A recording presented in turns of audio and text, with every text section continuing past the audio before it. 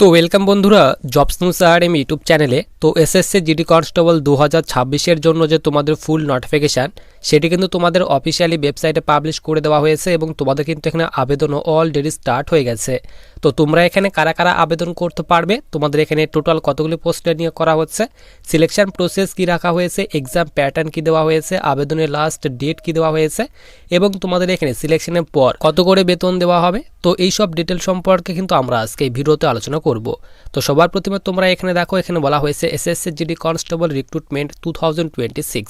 তো 2026-এর জন্য তোমাদের কিন্তু এই যে রিক্রুটমেন্ট সেটি কিন্তু রিলিজ করা হয়েছে। টোটাল ভ্যাকেন্সির কথা বলা হয়েছে 25,487টি ভ্যাকেন্সি দেওয়া হয়েছে। তো এই ভ্যাকেন্সিটি পরে কিন্তু তোমাদের ইনক্রিজ করে তোমরা ধরে নাও এখানে তোমরা 45 থেকে 50,000-এর মধ্যে তোমাদের পরে কিন্তু ইনক্রিজ করে অর্থাৎ বাড়িয়ে তোমাদের কিন্তু এখানে 45 থেকে 50,000 ভ্যাকেন্সি তোমাদের কিন্তু পরে করে দেওয়া হবে। এরপর দেখো জব লোকেশন বলা হয়েছে অল ওভার ইন্ডিয়াতে জব লোকেশন রাখা হবে। পোস্ট নেমের কথা বলা হয়েছে কনস্টেবল জিডি পোস্টে নিয়োগ করা হবে এবং তোমাদের কিন্তু এখানে অ্যাপ্লাই মোড অনলাইন অর্থাৎ অনলাইন মোডে তোমাদের আবেদন করতে হবে এবং আবেদন করার জন্য তোমাদের এখানে লাস্ট ডেট বলা হয়েছে তোমরা কিন্তু এখানে 31শে ডিসেম্বর 2025 পর্যন্ত আবেদন করতে পারবে এবং ক্যাটাগরি বলা হয়েছে এসএসসি জিডি রিক্রুটমেন্ট। নিচে স্যালারির কথা বলা হয়েছে লেভেল 3-এর বেতন দেওয়া হবে। বেসিক পে বলা হয়েছে 21,700 থেকে বেতন স্টার্ট হবে এবং তোমরা কিন্তু এখানে 69,100 করে প্রতি মাসে বেতন পাবে। নিচে তোমাদের এখানে অফিসিয়ালি যে তোমাদের ওয়েবসাইট সেই অফিসিয়ালি ওয়েবসাইটে কথা বলে দেওয়া হয়েছে। এরপর দেখো তোমাদের এখানে পোস্ট নেমের কথা বলা হয়েছে কনস্টেবল জিডি পোস্টে তোমাদের নিয়োগ করা হচ্ছে এবং তোমাদের এখানে ফোর্সের নামগুলি তোমাদের কিন্তু এখানে দিয়ে দেওয়া হয়েছে। তো দেখো বিএসএফ এর টোটাল কিন্তু এখানে বলা হয়েছে 616টি ভ্যাকেন্সি দেওয়া হয়েছে। সিআইএসএফ এ বলা হয়েছে 14,595টি ভ্যাকেন্সি দেওয়া হয়েছে। সিআরপিএফ এ বলা হয়েছে 5,490টি ভ্যাকেন্সি দেওয়া হয়েছে। এরপর তোমাদের এসএসবিতে বলা হয়েছে 1764টি ভ্যাকেন্সি দেওয়া হয়েছে। আইটিবিপিতে বলা হয়েছে 1293টি ভ্যাকেন্সি দেওয়া হয়েছে। আসাম রাইফেলে বলা হয়েছে 1706টি ভ্যাকেন্সি দেওয়া হয়েছে। এসএসএফে বলা হয়েছে 23টি ভ্যাকেন্সি দেওয়া হয়েছে। তো সব ফোর্সগুলি মিলে তোমাদের টোটাল কিন্তু এখানে 25,487টি ভ্যাকেন্সি দেওয়া হয়েছে। এরপর দেখো তোমাদের এখানে বলা হয়েছে অ্যাপ্লাই মোড। তো তোমাদের কিন্তু অবশ্যই এখানে অনলাইন মোডে আবেদন করতে হবে। এরপর বলা হয়েছে কারা কারা আবেদন করতে পারবে। তো অল ওভার ইন্ডিয়া থেকে মেল অ্যান্ড ফিমেল ছেলে মেয়ে উভয় তোমরা এখানে আবেদন করতে পারবে। এরপর নিচে তোমাদের এখানে জব লোকেশন অ্যান্ড এক্সাম সেন্টারের কথা বলা হয়েছে। তো অল ওভার ইন্ডিয়াতে জব লোকেশন এবং এক্সাম সেন্টার রাখা হয়েছে। তো আমাদের এখানে ওয়েস্ট বেঙ্গল থেকে তোমরা যারা আবেদন করবে তো ওয়েস্ট বেঙ্গলে কিন্তু তোমাদের যে এক্সাম সেন্টার সেই এক্সাম সেন্টার দেওয়া হবে।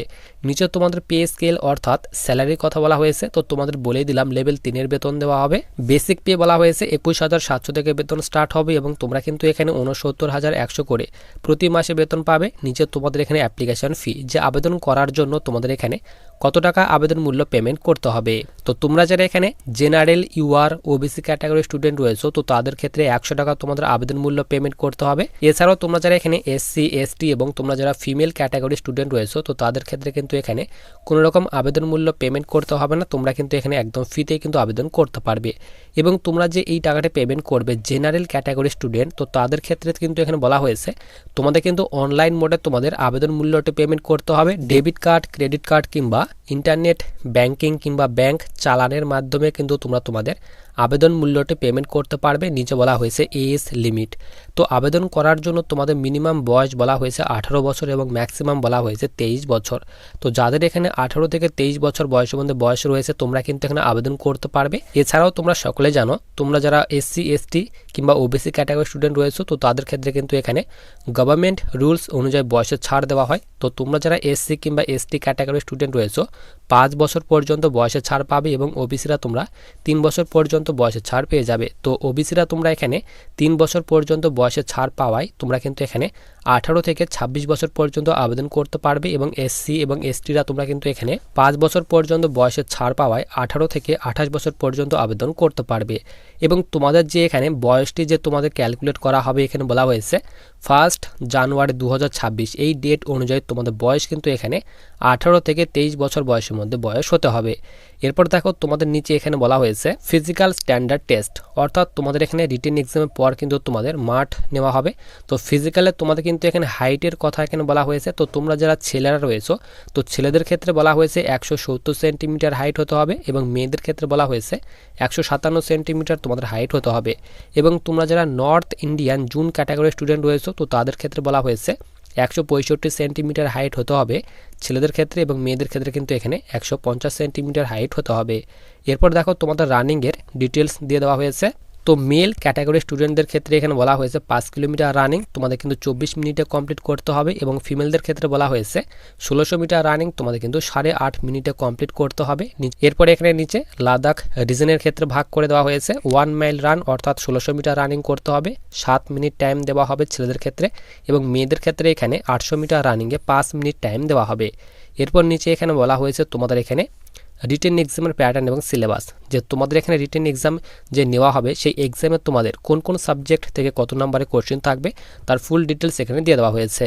তো প্রথম সাবজেক্ট বলা হয়েছে general knowledge and general awareness থেকে 20টি কোশ্চেন থাকবে 40 নম্বরের। এরপর জেনারেল ইংলিশ এবং হিন্দি থেকে তোমাদের 20টি কোশ্চেন থাকবে 40 নম্বরের, রিজনিং থেকে 20টি কোশ্চেন থাকবে 40 নম্বরের, ম্যাথ থেকে তোমাদের 20টি কোশ্চেন থাকবে 40 নম্বরে। টোটাল এখানে 80টি কোশ্চেন থাকবে, 160-এর মধ্যে তোমাদের পরীক্ষা নেওয়া হবে, এবং তোমাদের 1/8 অর্থাৎ তোমাদের কিন্তু এখানে 0.25 মার্কসের কিন্তু এখানে যে নেগেটিভ মার্কিং সেই নেগেটিভ মার্কিং রাখা হয়েছে, অর্থাৎ একটি কোশ্চেন সঠিক করলে তোমরা 2 নম্বর পাবে, এবং একটি কোশ্চেন ভুল করলে তোমাদের কিন্তু এখানে 0.25 মার্কস করে কেটে নেওয়া হবে।